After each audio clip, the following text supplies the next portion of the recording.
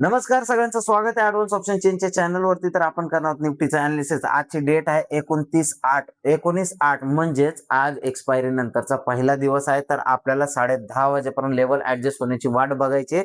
तोपर्यंत आपण data read करूया. डाटामध्ये काय दिसतंय, तर डाटामध्ये दिसत आहे रेजिस्टन्स साईडला शिफ्टेड फ्रॉम टॉप 24,150 वरनं 24,150 वरनं 24,100 ला शिफ्टिंग झाली.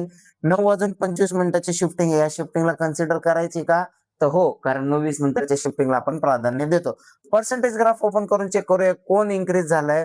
तर ओआय चेंज आपला 100% शिफ्ट झालेला आहे. व्हॉल्यूम आणि ओआय पण घेताना दिसत आहे. म्हणजेच रजिस्टन्स साइड मध्ये.